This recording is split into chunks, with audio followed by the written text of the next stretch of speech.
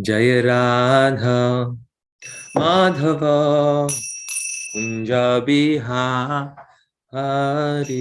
Jaya Radha Madhava Kunja Bihari Jaya Gopi Janavallabha Jaya Girivaradhari Jaya Girivaradhari Jaya Gopi Janavallabha Jaya Girivaradhari Jaya Girivaradhari Jaya Jashodanandana Jaya Braja Janaranjana Jaya Jashodanandana Jaya Braja Janaranjana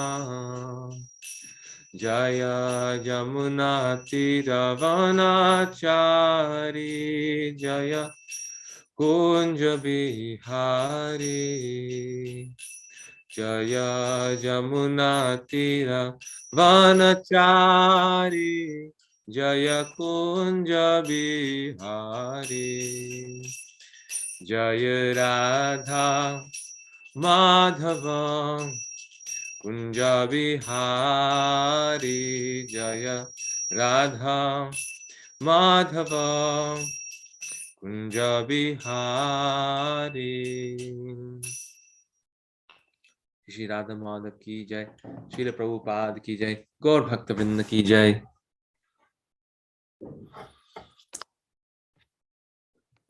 ओम नमो भगवते वासुदेवाय ओम नमो भगवते वासुदेवाय ओम नमो भगवते वासुदेवाय Today we're reading from Srimad Bhagavatam, Canto 2, Chapter 4, Text 25. Etadevatmabhurajan Etadevatmabhurajan Naradaya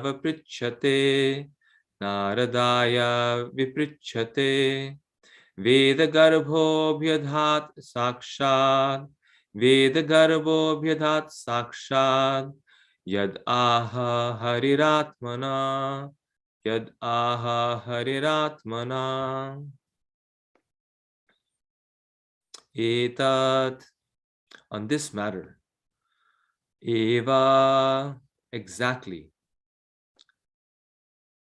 Atmabhu, the firstborn, Brahmaji, Rajan, my dear king, Naradaya, unto Narad Muni, Viprichate, having inquired about it from Vedagarbha, one who is impregnated with Vedic knowledge from birth.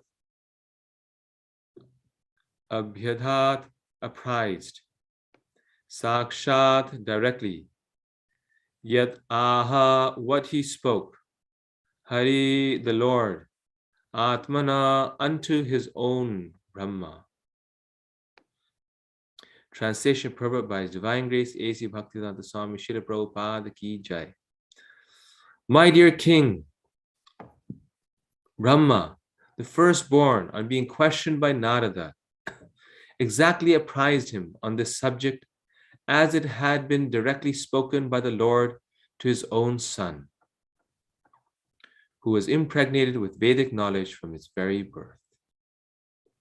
Once again, my dear king, Brahma, the firstborn, on being questioned by Narada, exactly apprised him on this subject, as it had been directly spoken by the Lord to his own son, who was impregnated with Vedic knowledge from his very birth. As soon as Brahma was born of the abominable lotus petals of Vishnu, he was impregnated with Vedic knowledge, and therefore he is known as Veda Garbha, or a Vedantist from the embryo. Without Vedic knowledge or perfect infallible knowledge, no one can create anything. All scientific knowledge and perfect knowledge are Vedic. One can get all types of information from the Vedas, and as such, Brahma was impregnated with all perfect knowledge so that it was possible for him to create. Thus, Brahma knew the perfect description of creation, as it was exactly apprised to him by the Supreme Lord Hari. Brahma, on being questioned by Narada, told Narada exactly what he had heard directly from the Supreme Lord Hari. Brahma, on being questioned by Narada,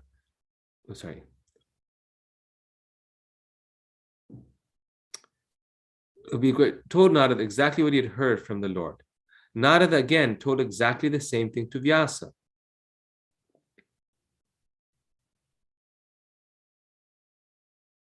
And Vyasa also told Shukadeva exactly what he heard from Narada. And Shukadeva was going to repeat the same statements he had heard, the same statements as he had heard them from Vyasa. That is the way of Vedic understanding. The language of the Vedas can be revealed only by the above mentioned disciplic succession and not otherwise. There is no use in theories. Knowledge must be factual. There are many things that are complicated, and one cannot understand them unless they're explained by one who knows. The Vedic knowledge is also very difficult to know and must be learned by the above mentioned system. Otherwise, it is not at all understood. Shukadeva Goswami therefore prayed for the mercy of the Lord so that he might be able to repeat the very same message that was spoken directly by the Lord to Brahma, or what was spoken by Brahma to Narada. Therefore, the statements of creation explained by Shukadeva Goswami are not at all, as the mundaners suggest, theoretical, but are perfectly correct. One who hears these messages and tries to assimilate them gets perfect information of the material creation.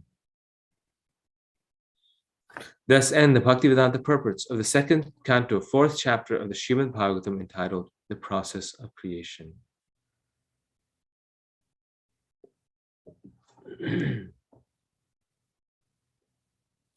Om Gyanam Timarandasya Gyananjana Shalakaya Chakshurun Militam Yena Tasmai Shri Gurave Namaha Shri Chaitanya Manobhishtam Stapitam Yena Bhutale Swayam Rupakadam Mayam Dadati Swapadantikam Vandeham Shri Guru Shri Yudapadakamalam Shri Guru Vaishnavanasya Shri Rupam Sagrajatam Sahagana Raghunathan Tam Tam Sajivam Sadvaitam Savadutam Parijana Saitam Krishna Chaitanya Deva Shri Radha Krishna Padan Sahagana Lalita Shri Vishakha Vanchakalpa Tarubhyascha Kripa Sindhu Evacha Patitanam Pavanebhyo Vaishnavebhyo Namo Namaha. My dear king, Brahma, the firstborn, on being questioned by Narada, exactly apprised him on this subject, as it had been directly spoken by the Lord to his own son, who was impregnated with Vedic knowledge from his very birth. So, Lord Brahma is the son of the Lord. He is the firstborn. He appears from the navel of Mahavishnu, very much like a normal child, you could say a human child, appears from the embryo of their mother. So Lord Brahma is literally the child of the Lord. Mahavishnu is lying on the causal ocean, and a lotus flower comes out of his navel, and from that Lord Brahma comes out, and although the method is slightly different, it is very celestial, very divine. He is coming from the lotus emanating from Lord Vishnu. So when Lord Brahma is born, then he sees around him and he notices that everything is completely dark. He looks left, he looks right, he looks up, he looks down. He only sees darkness. And he doesn't know the source of his existence. So very much this is, you could say, very much describing the birth of our birth in this mature world. We are born in darkness. This is the verse that we chant actually before giving any class. Om Gyanam Timirandasya Gyanan Jana Shalakaya. So we are born in the darkest regions. We're born in darkness. Every child is born with their eyes closed. Then gradually they open their eyes. They look left, they look right, they look up, they look down. They don't see anything other than darkness because their eyes are closed. And so materially, everything is dark, but spiritually also, we are born in darkness. Most of us, unless we are Shukadeva Goswami, who was born self-realized. But we're born without any knowledge. Imagine a person in their previous life, they do 3 PhDs, 4 PhDs. They gain so much knowledge. And then they die, and then in their next life, they're born once again a fool with no knowledge. They have to learn the language again. They have to learn math again. They have to learn. Sometimes when I see children, I feel so sorry for them that they have to go through all these, 20 years of school. I can't imagine going through it again. And they have to go through it. And every single one of us, if we don't go back home, back to Godhead, we have to go through it again. So we're born without any knowledge. So we're born literally in darkness because we cannot see, but no material or spiritual knowledge as well. And all over again, we have to get this knowledge. So Lord Brahma, he is born in this darkness. And because there's no meaning to life, there's no purpose. Imagine that situation. There's no friend, there's no one to talk to. He starts to think that, let me find the source of my existence. And the only thing he has there is the very lotus that he's sitting on. There's everything else is a vacuum. So it's just the lotus. So what can he do? He crawls inside the lotus and starts to travel within the lotus stem, seeing where will it end. Just like a man in a cave starts to go down this route in the cave, trying to find where's the opening of this cave. So he travels, and he travels for hundreds of years in that lotus stem, walking, running. Imagine how desperate he must have been. But he does not find the end of it. The Lord's power is so great. That lotus itself was so amazing. He doesn't find the end of it, so he comes back up, and he comes back up to the lotus, and he sits there thinking, what should I do? And then from somewhere he hears these 2 syllables, tapa, tapa, tapa. And just like Krishna says in the Gita, Tesham evanukam partham aham jnana nashayam atma bhavasto jnana deepena bhashvata. So he hears these words, tapa, and he's a baby. He has no knowledge. Yet from within his heart, he can understand that these 2 syllables mean austerity. Tapa, perform austerity, perform penance, perform austerity. So then Brahma understands that the way out, the way to know why he's who he is and why he's sitting on a lotus flower in the middle of nowhere is to perform austerity. From austerities, everything will become revealed. And therefore in the Bhagavatam, it says, Rishabdev says to his sons, Tapo divyam putraka yena sattvam brahma sokyam tvanantam. A verse that is quoted very often by Srila Prabhupada on many different occasions. Srila Prabhupada quoted this verse to inspire his disciples also. Tapo divyam, that by performing austerities, one gets brahma sokyam, one gets the happiness of Brahman. Anantam, unlimited, eternal happiness. But it comes from tapa, from austerities. And this is why for millions of ages, the great sages, the great yogis, They've been performing tapa. They've been performing austerities. And they are doing this because they're following the firstborn living being, the Adam, Lord Brahma, who showed by his example how to reach the Lord, how to gain knowledge, how to understand things, how to so that things are revealed. So this is the Vedic process. So he performs great austerities, great austerities for thousands of kalpas. And after performing those austerities, then the Lord appears before him. And all the knowledge that he needs, the spiritual knowledge about the nature of the Lord, is revealed to him.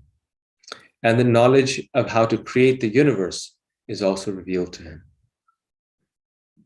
And when this happens, then Brahma becomes the head, the founder, the originator of the Brahma Madhva Gauriya Sampradaya.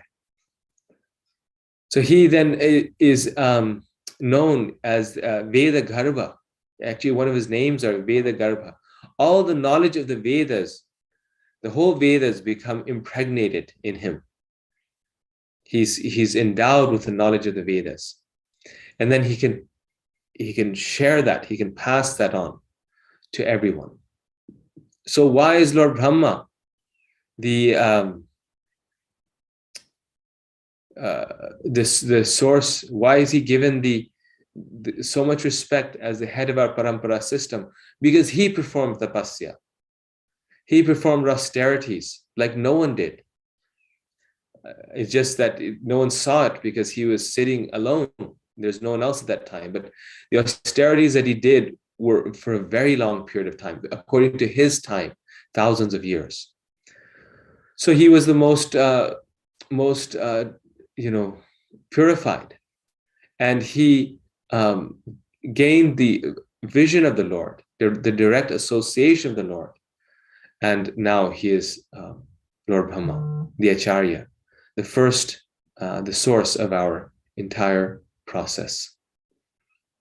So in this purport, Prabhupada spends a lot of time speaking about the parampara system. And this parampara system is starting from Lord Brahma, and then and when someone is on the level of Lord Brahma, then they are the Acharya. They become glorified by who they are. They are glorified because of an Acharya is someone who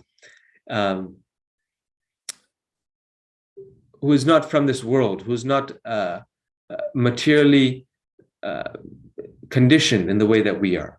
But an Acharya is someone who gives perfect knowledge because they receive the perfect knowledge and they transmit it without any imperfection. They transmit it perfectly.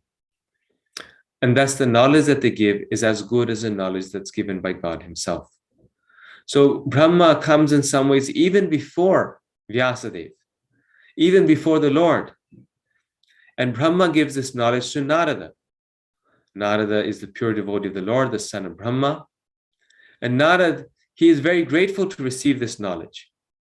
And here this text is describing how Narada is asking this knowledge from Brahma, and Brahma is giving it to him. And Brahma is glorifying Narada for the nice questions that he's asking. And Narada is so grateful to receive it. Then Narada Muni, who's performed great austerities himself, then receives this knowledge and then gives it to Vyasadeva. So in all these great people, we see two things. We see that they are receiving knowledge through the parampara system, through the perfect source in the perfect way. They're not speculating, they get the real knowledge. But simultaneously, to get that knowledge, they also need to be very austere. And we see this in the Upanishads as well, like in the stories of Yajnavalkya and things, that a disciple will come and ask the teacher, can you tell me about Brahman? And the teacher will say, you go first and perform sacrifice for 1,000 years. or you go and perform tapasya for 1,000 years, and then you come back to me. So he comes back to the teacher, and then the teacher says, oh, actually, go and perform austerities for another 100 years. Then they go perform austerities for another 100 years, and they come back to the teacher. And then the teacher, after much contemplation, gives them that knowledge, and they're able to understand. So the teacher needs to be perfect, but the teacher is perfect on account of their austerity or sadhana that they've done. And the student is also perfect because they're not sense enjoyers. They are austere devotees who are leading the life of spiritual knowledge and thus open and capable of gaining this knowledge. So Narad Muni himself is a sage, and he is leading a very spiritual life, and therefore Brahma can impart this knowledge to Narada. Then Narada gives it to Vyasadeva. Vyasadeva is the Lord himself, but he's confused. He does not know how to go about sharing this knowledge with the world, and Narada gives it to him. So this process of parampara is described even in the Gita, and Krishna says that knowledge must be received through parampara. He even justifies himself. Krishna says that he himself should tell how this knowledge came about. And therefore, we were just reading in the 4th chapter, Krishna says, Imam vivasvate yogam proktavan ahamaviyam vivasvan manave praha manur ikshvakave bhavi. He tells the history of the Gita that I first spoke this knowledge to Vivasvan, the sun god. Sun god instructed to Manu, the father of mankind, Manu to Ikshvaku, and so on and so forth. So, true Vedic knowledge, true spiritual knowledge can only be revealed through the above mentioned disciplic succession. And in the beginning of the Gita, Prabhupada gives the entire disciplic succession starting from Brahma. So then we get factual knowledge. So someone will say that, well, Brahma is imperfect. Brahma is not, a self-realized enlightened being. So how can he be the source of our parampara? Why? Because we find that Lord Brahma, he ran after his daughter when he became attracted by his daughter. And he also becomes illusioned during the Brahma Vimohana Leela. So he also falls into illusion. So how is it that he can be the source of our parampara system? And if he is, then how can that parampara system be perfect? So Lord Brahma and the great acharyas, they teach by their example. And there's just recently we're reading that there's this very wonderful verse where it says that, just reading this verse, that even if the spiritual master or Nityananda Prabhu, if they enter into a liquor shop, there must be a purpose in their going there. That is to distribute Krishna consciousness. In the same way, these great personalities, they are teaching through their own example. And Lord Brahma, when he chases his daughter, or Lord Shiva, when he chases Mohini Murti, they're on this level where they really cannot fall into material existence or fall down unless it is the desire of the Lord, or they're intentionally doing so. Due to the desire of the Lord, they may fall, but not otherwise. And if we think negatively about Lord Brahma, then we will fall, Prabhupada says. He actually says this in one purport. If we think, oh, what type of, acharya is he? He ran after his daughter. Then we will fall, because he is performing these pastimes just to teach the world, like Lord Shiva did, that no one is immune to the attraction to the opposite sex. And therefore we must be so careful in our dealings, even if we're self-realized, even if we have nothing wrong in our mind. But still we have to be so careful, because even Lord Brahma, through association, through through a wrong association or a inappropriate association can fall down. So he's giving us, as the Acharya, is giving us a warning. Lord Shiva, when he is chasing Mohini Murti, then it's described that Mohini Murti specifically runs in front of the hermitages of sages. She runs through the sages' hermitages. And Lord Shiva runs behind her. Why? Just to teach all the sages that don't become overconfident. This will happen to you. It even happens to Lord Shiva, you're the greatest ascetic. This will happen to you if you become overconfident. In the same way, Lord Brahma is teaching this way. Lord Brahma is showing that though you may be the greatest yogi, the greatest ascetic, but anyone can be attracted to the opposite sex. Now, because Lord Brahma is the father of mankind, anyone he gets attracted to is going to be his son or daughter, or everyone's going to be his progeny. So he becomes attracted by his own creation and becomes victim to it. And this also shows, these pastimes show the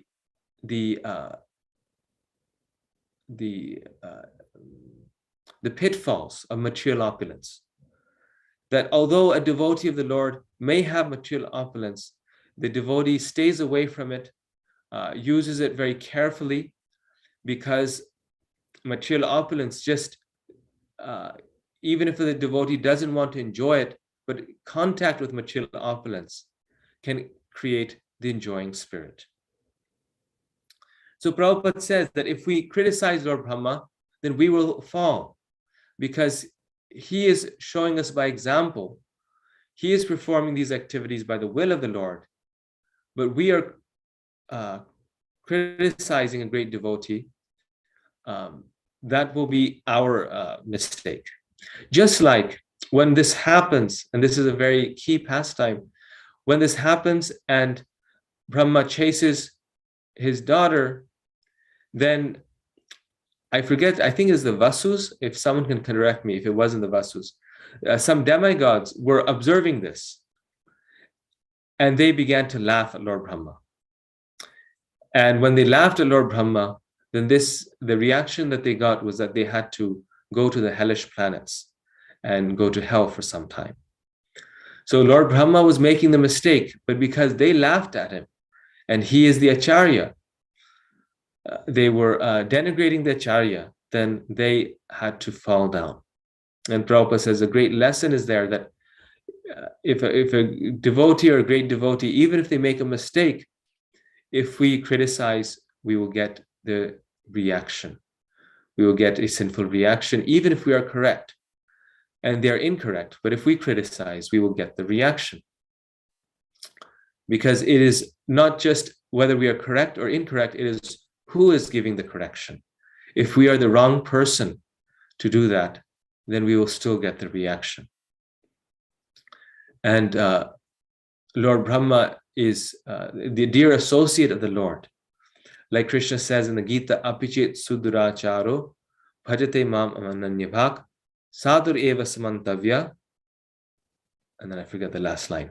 That even if a devotee performs a most abominable action, not just abominable, but a most abominable action, if he is situated in his determination to serve the Lord, and that mistake is made by accident, then that devotee is still a sadhu. Sadhur eva samantavya. That devotee is still a sadhu and very dear to the Lord. And therefore we have no right to criticize them. And we also, like I was mentioning, we don't know the purpose of a devotee, why the devotee is doing what they are doing. We don't know where their heart and their mind is, and therefore we cannot criticize them. Like Prabhupada gives one example in this connection. This is a story that Srila Prabhupada told. He said that there's one Brahmana and there's a prostitute. And the Brahmana was engaged in Vedic knowledge. And across the street from where he lived, there was a prostitute who also lived in her house and performed her business. And so the Brahmana would study the Vedas and do his spiritual activities. But all day he would think that, what is that prostitute doing? She is leading such a sinful life. Oh, just see, now she got another client. Oh, now just see, she is becoming more sinful. And the prostitute on the other side would be leading her life, and all day she would be looking across the street and seeing the Brahmana performing his spiritual activities. And she would think, oh, this Brahmana, he is performing such wonderful things. He's so spiritually enlightened. He is reading the Vedas all day. He is hearing about the Lord all day. And just see, these sages have come to visit him. What a fortunate life he's leading. Oh, how unfortunate I am. How fortunate is this Brahmana. So all day she was thinking about the good fortune of the Brahmana and the Vedas and Lord Vishnu. So something happened, and both the Brahmana and the prostitute died. And then the Vishnu Dutas and the Yamadutas, they came. They both came. The Vishnu Dutas came and the Yamadutas came. I mean, they were on the same street, right? So the Yamadutas started to come towards the Brahmana and the Vishnu Dutas towards the prostitute. And so the Brahmana immediately told them, oh, you made a mistake. The prostitute is across the street. And Vishnu Dutas, you're supposed to come here. I am on this side of the street. You are making a mistake. And to this, the Vishnu Dutas and the reply to the Brahmana, they said, no, we're not making a mistake. They said, in your mind, throughout your life, you were thinking of the prostitute. And your mind was, your thoughts were about the sinful activities of the prostitute. Your meditation was on the sinful activities of the prostitute, even though you didn't do any, but you were meditating on it. And the prostitute, her mind was always meditating on you and your spiritual activities, on Lord Vishnu. And therefore, the prostitute is going to Vaikuntha, and you need to go still to the material world for some time. And so Prabhupada, this is Prabhupada's story. Prabhupada tells this story to tell the message that we don't know where people's mind and heart is. We don't know why they're doing what they're doing, especially the acharyas, the great souls. So ordinary people cannot really imitate this. If we are going into a liquor shop, or if someone is going, then we have to use our common sense and say, look, this is wrong. But if a great devotee of the Lord is doing that, then we don't know where their mind and heart is. And therefore, Prabhupada says we should not fault find. We should not criticize the great devotee, even if they make a mistake. So Lord Brahma was on this platform, that he is not an ordinary being. And then secondly, when he falls into illusion and he steals all the cows and the cowherd boys of Krishna, again, he is performing this activity by the will of the Lord, even though he is not maybe doing it, as a plan intentionally. But his mind is been disturbed due to the will of the Lord.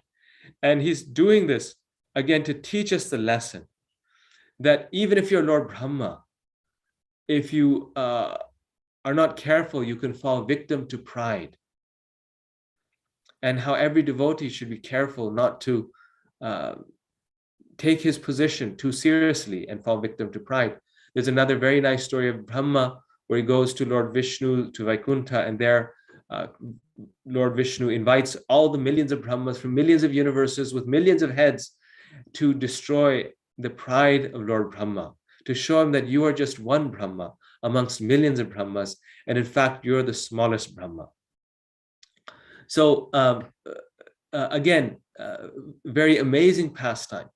And Lord Brahma falls into illusion just to teach the world, to teach his sampradaya, to teach his followers, his disciplic succession, about the pitfalls of pride.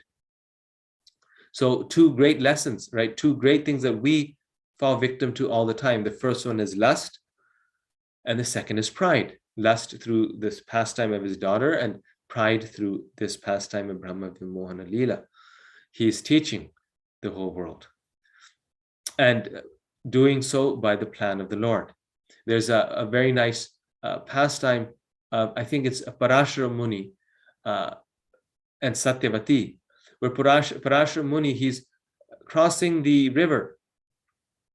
And so he uses the help of Satyavati, who is the boatman's daughter, who's the boat woman. And as you know, in the history of Vedic knowledge, everyone falls in love with her because she's very, very beautiful. Bhishma's father, he also falls in love with her, and Parashara Muni also. So he is sitting on the boat, and she is taking him across, which is a normal occurrence. Sage is, crossing the river, and all of a sudden he's feeling attracted to her. And so he tells Satyavati, he says that I am feeling attracted to you. And he says that my mind is so pure. And I know that my mind is so pure that the only reason why I could feel attracted to you is because there must be Krishna's desire that I have a son with you. My mind is so controlled that otherwise it cannot happen. It can only happen because the Lord is desiring this. And so then he creates a magical island in the middle of the river, and they have union and they have a child. And that child indeed is Vyasadeva, who is none different than the Supreme Lord. So very amazing point that's being described by Parashara Muni, that for great souls, if they have a desire, then it must be due to the will of the Lord. If they even have a material desire or some illusion in things. He doesn't question his austerity. He doesn't. And if we think externally, Parashara Muni had a fall down with Satyavati, then that is a misunderstanding. So Shukadeva Goswami then is receiving this knowledge from Vyasadeva, and then he imparts this knowledge to Parikshit Maharaj in the same way that Vyasadeva received it from Narada. And Parikshit Maharaj is hearing this knowledge in the same way Shukadeva Goswami heard it. And now, hopefully, we are hearing it in the same way that Parikshit Maharaj did, and making our own life perfect. And then one day we will share it with others in the same disciplic succession. So by assimilating this knowledge through disciplic succession, one can become most fortunate, like all these great souls in the disciplic succession. So I will stop here, and then we can have maybe a few minutes of discussion.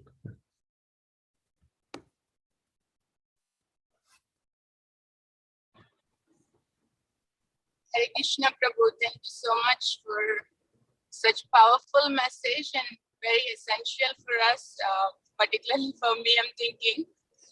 Just a quick question, Prabhu. Should we think of Indras also in the similar lines? Yes. Yes, we should, and we can think that that these are lessons that we can learn from his life. In other words, according to the Shastras, according to the Vedas themselves, Indra is not on the same level as Lord Brahma, right? He's not the founder of our parampara. He's not on that same level, but he's also a devotee of the Lord, a very advanced devotee. Therefore, he becomes the king of heaven. He is very much aware of Krishna's pastimes. He has Krishna's darshan on multiple occasions, yet he still has material desires. And this is not because we are saying it, it's because the Vedas are saying it. The Vedic scriptures are saying it. So knowing what the scriptures are saying, we know that he has material desires. So we can therefore learn from his life. Because we're still less advanced than even Indra, we cannot look down on him for that, but we can learn from his life and say, okay, a devotee who is not completely, this is devotional service with material desires, with material motivation, right? So a devotee who's not completely purified, these are the obstacles they'll find, that they will still want material enjoyment. And every time that puts Indra in trouble, every time he really gets in trouble, like especially when the story of Vritasura and Brahaspati, when he offends his spiritual master, he has to go into the Manasa lake and perform austerities for 1,000 years in the middle of the lake, because anywhere else he goes, his sinful reaction chases him. and he becomes almost he dies. So he has to stay in the lake. So we can learn from his life. Thank you, Prabhu. That's very helpful. I think my question was not just for Indra per se, but for the devotees around us also, right? It's actually very nice principle and attitude, I think, as you're describing how I can learn for myself, and also how do I treat others. You mentioned that apichet durachara verse. It's very, very powerful message, Prabhu. And I was also really touched by the other point you mentioned. Even if we are right, if we are criticizing the devotee, apparent wrongdoing, we will get the reaction. And you just mentioned about Vritrasura. So I was thinking that could be the reason, because every time I hear the pastime, I feel like it's unfair. Why is Krishna doing this? But you mentioned that point nicely, Prabhu. Thank you so much. Hare Krishna. Thank you. Thank you for the very nice comment. Yes.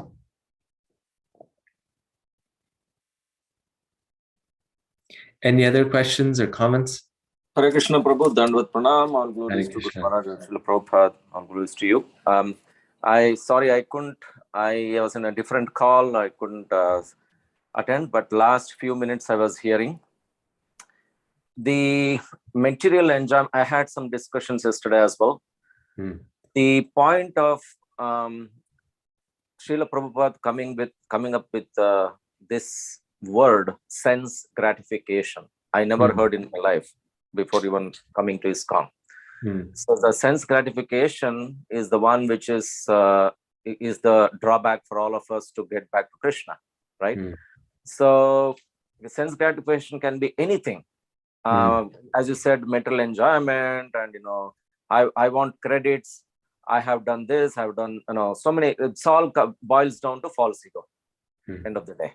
So as long as that false ego is there, you'll tend to do this sense gratification anyway. So even as a devotee, for me especially, I don't know whether I'm completely up there. So 24 hours a day I cannot do it. I have my duty, I have my entertainment and everything, right?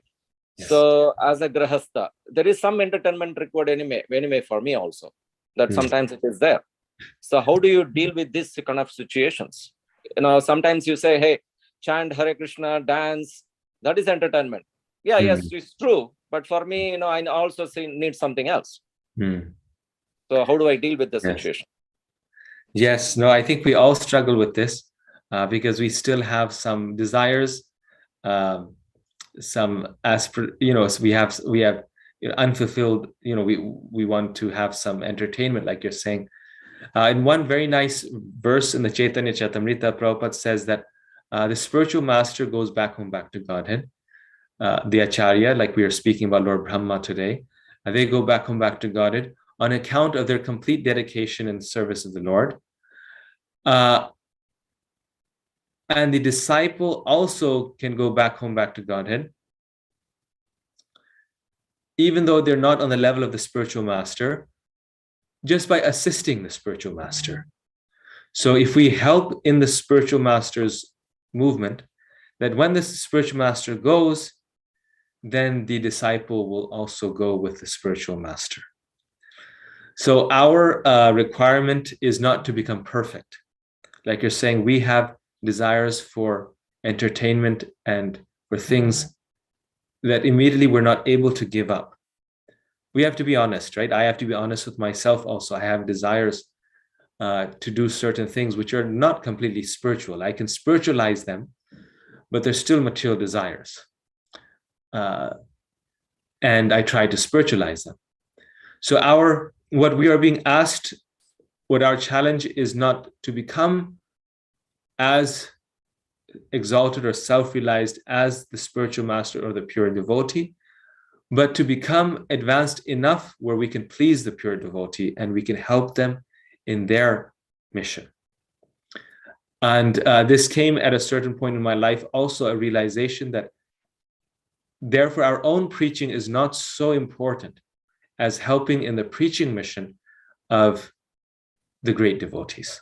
Like I can preach myself. I can do my own preaching, which many times is the instruction of the spiritual master to, let's say, preach to a group of people, or preach to a bhakti riksha, that I may be doing this, that, but that has some effect. But who is qualified to preach? Prabhupada says only the pure devotee is qualified to preach. Only the pure devotee actually can preach and have an effect on someone else's life. So then what is our role? We're not pure devotees. Our role is to help in their preaching, so they can preach, so they can make the devotees, so they can affect other people's lives. Just like in Prabhupada's time, Prabhupada would give the lectures and the devotees would go and collect all the people and bring a big audience for him. Why? Because they still have material desires, right? They are not as pure as him. They cannot give up those desires immediately, but they can help the spiritual master who is Paramahansa, who is Nirmat Saranam Satam, who is free from all material inebrieties, whose heart is pure, whose has all the qualities of the demigods, who is an unalloyed devotee of the Lord. They can help that person and facilitate that person. So that's my realization on this, Prabhu, that those desires of recreation, of material aspirations still stay, and the way we get through them, so to say, is by recognizing them and just going on serving the spiritual master. Yes, Prabhu, thank you so much. I think it's definitely a relief for me, because as long as you serve and keep serving, one point of time the realization might come to me as well that this is enough. I think you go ahead with the other one. So I have experienced some situation, but I'm still into the process. It'll take some time anyway, as you said. It's a conditioned life for millions of years. I will keep going in whatever extent I can do. Thank you. Thank you, bro. Thank you. Yes. It's just like another thing, like we all can, like everyone cannot preach, right? Everyone does not have that thing, but this is why the society is there, the movement is there, that we because Prabhupada has set up so nicely, his temples, his society, people can, like even the pujari is a preacher, Prabhupada says, because if they're serving the deity and devotees are coming and congregational people are coming, outsiders are coming, then they are doing a vital thing in the preaching mission, and therefore they're preaching through their pujari work. So any service that we do for the Lord, it's helping in the same way. And then of course, one of the things also that really helps in replacing the material taste with the spiritual taste is our sadhana, which as householders we struggle with the most. But that sadhana brings up a higher taste also. But worshiping the deity like you do, Prabhu, that is specifically mentioned for a householder, that worshiping the deity is when we have contact with Krishna's spiritual form, then our desires, our joy starts to become spiritual. Yes. Any other final questions, comments?